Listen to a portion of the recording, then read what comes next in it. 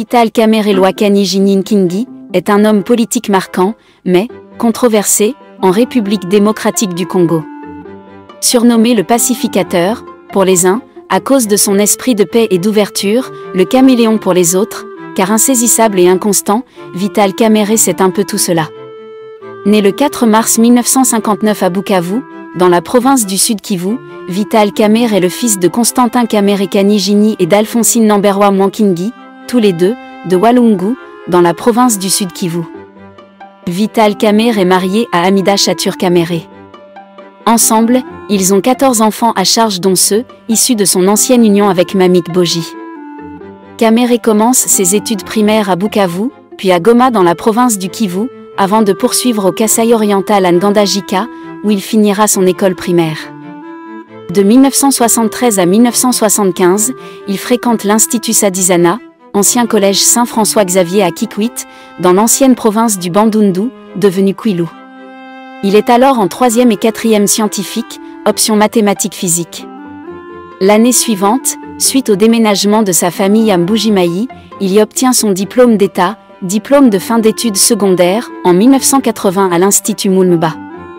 En 1980, il s'inscrit à l'Université de Kinshasa, et en sort avec une licence en sciences économiques en 1987.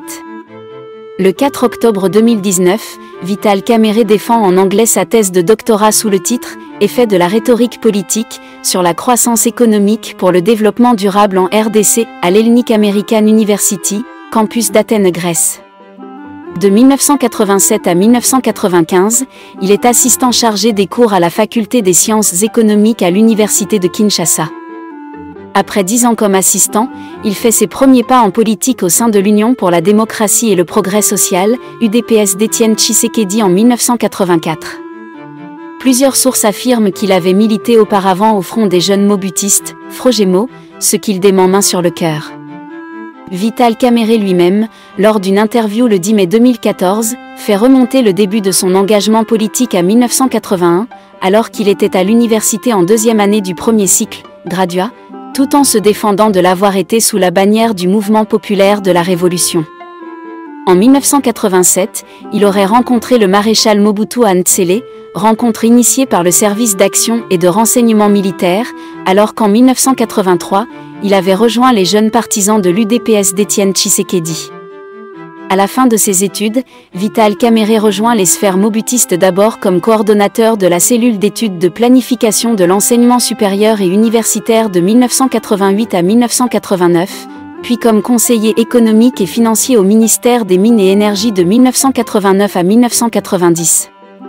De 1991 à 1992, Vital Kamerhe a occupé plusieurs postes de manière plus ou moins éphémère, notamment les fonctions de conseiller ou directeur, dans différents cabinets ministériels. Durant cette période, d'après ses propres dires, il abandonne son poste-nom, Lwakani Nkingi, pour des raisons médiatiques. De 1990 à 1995, il assure la fonction de président de la jeunesse de l'Union sacrée de l'opposition radicale et alliée, JUSORAL. Pendant cette période, il occupe plusieurs fonctions dans divers cabinets ministériels à un rythme aussi accéléré que lors des successions de gouvernements éphémères de 1991.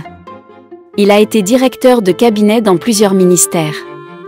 À l'issue de la première guerre du Congo en 1997, Laurent-Désiré Kabila arrive au pouvoir avec son mouvement, l'Alliance de forces démocratiques pour la libération du Congo, AFDL. Vital Kamerhe se rallie au nouveau régime. En 1997, Vital Kamerhe est nommé directeur administratif et financier dans le cabinet du général Denis Kalume Numbi, chargé par le président Kabila de mettre en place le service national. Au déclenchement de la Deuxième Guerre du Congo en août 1998, Vital Kamerhe fait connaissance de Joseph Kabila, lors de la défense de l'aéroport de Kinshasa. Peu après, au cours de la conférence de Victoria Falls au Zimbabwe, Laurent-Désiré Kabila remarque Vital Kamerhe. Celui-ci fait partie de la délégation du gouvernement, lors des négociations, pour l'accord de cessez-le-feu de Lusaka, pour la RDC, obtenu par le Conseil de sécurité de l'ONU, le 10 juillet 1999, alors qu'il est directeur de cabinet adjoint, au ministère de la Reconstruction.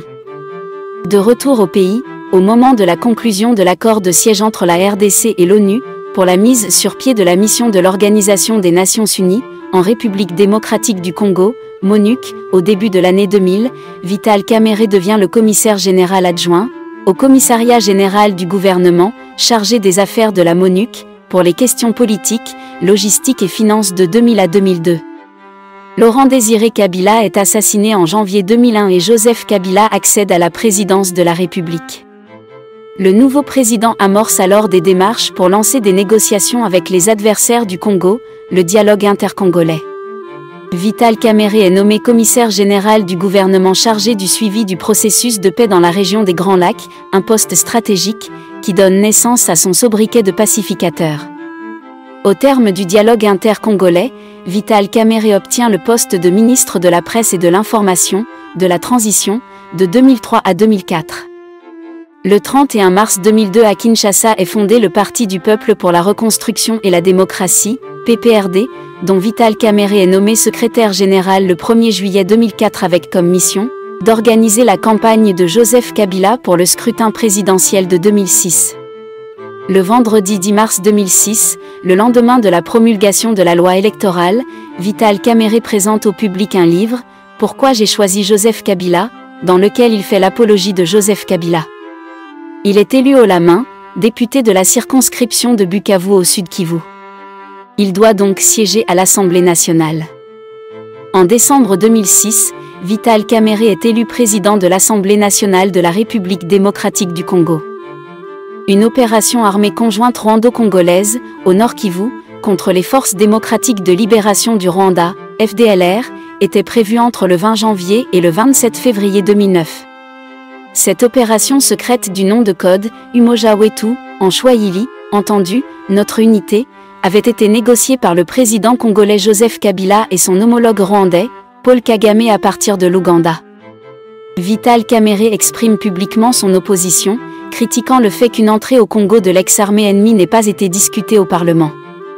À l'instigation de l'entourage de Joseph Kabila, le 24 février 2009, le vice-président de l'Assemblée nationale Christophe Lutundula et la questeure adjointe, Brigitte Kalama, présentent leur démission au bureau du secrétariat de l'Assemblée nationale. Acculé, Vital Kamerhe démissionne le 26 mars 2009. Le 14 décembre 2010, Vital Kamerhe démissionne du Parti du Peuple pour la Reconstruction et la Démocratie, PPRD, de Joseph Kabila et fonde son parti, l'Union pour la Nation congolaise, UNC. À l'issue du congrès de son parti tenu à Kinshasa, il est investi comme candidat à l'élection présidentielle du 28 novembre 2011. Vital Kamerhe prône l'union de l'opposition contre Joseph Kabila, sans pour autant annoncer son désistement. À l'issue du scrutin, Vital Kamerhe obtient 7,74% des suffrages exprimés dans l'ensemble du pays. Des résultats qu'il rejette. En même temps, il refuse de reconnaître la victoire de Kabila. Il introduit une requête en annulation des élections en bonne et due forme auprès de la Cour suprême, le lundi 12 décembre, en son nom personnel. La Cour suprême jugera la requête recevable, mais non fondée, avant de procéder à la proclamation des résultats définitifs, donnant Joseph Kabila vainqueur. Les candidats malheureux aux élections tentent d'orienter la sortie de crise vers la formation d'un énième gouvernement de transition inclusif. Des accords et gouvernements se succèdent. Après 5 ans d'exercice Kabila, les prochaines élections sont prévues en 2016. Les élections sont régulièrement repoussées, Kabila se maintient au pouvoir. La contestation gagne la rue pour exiger la tenue des élections. Vital Kamerhe est présent, mais critiqué d'être conciliant envers le pouvoir de Kabila. Arrive ensuite la présidentielle 2018, à laquelle Kabila ne devrait pas se présenter. L'opposition qui se réunit à Genève en Suisse, un mois avant, désigne Fayulu comme candidat unique. Quelques heures après, Vital Kamerhe et Félix Tshisekedi se désolidarisent de ce compromis. Le 23 novembre 2018, Vital Kamerhe retire sa candidature à l'élection présidentielle, en faveur de Félix Tshisekedi, à la suite d'un accord entre les deux hommes, selon lequel le premier deviendrait Premier ministre en cas de victoire du second et le premier serait candidat en 2023. Dans la nuit du 19 au 20 janvier 2019, Tshisekedi est proclamé élu président de la République, de manière controversée pour certains. Martin Fayulu s'autoproclame président élu et appelle la communauté internationale à ne pas reconnaître la décision de la Cour. Le 25 janvier 2019, Kamere est nommé directeur de cabinet du président de la République. Il renonce à son mandat de député le 7 mars 2019.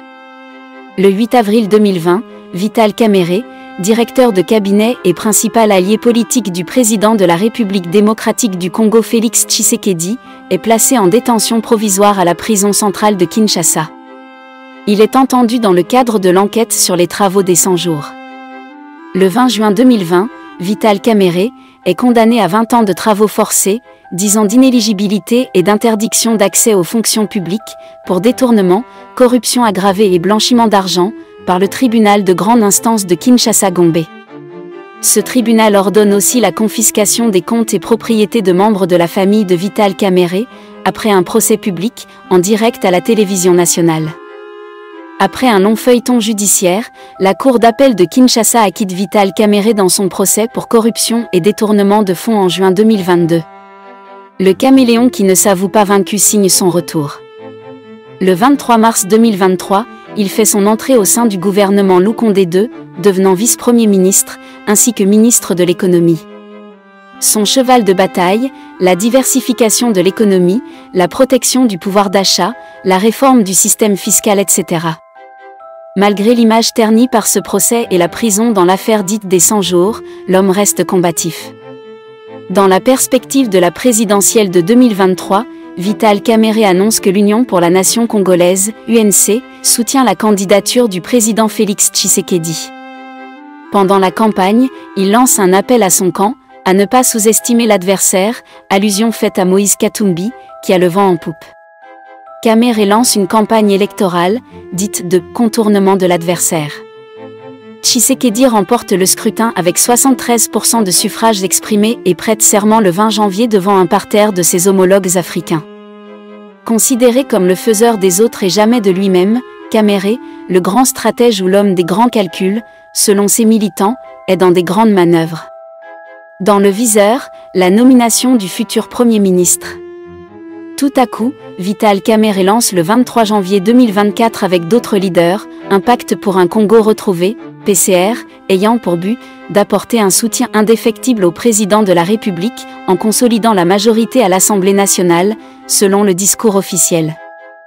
Un message qui a du mal à convaincre, car pour beaucoup, il s'agit d'une énième trahison de Kamere, qui, pourtant, membre du présidium de l'Union sacrée, ne devrait pas créer une coalition dans une coalition.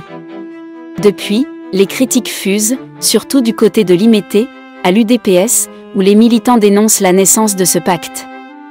Entre-temps, la classe politique reste suspendue à la nomination d'un nouveau Premier ministre et du prochain gouvernement, qui devrait mettre en musique le programme du président élu.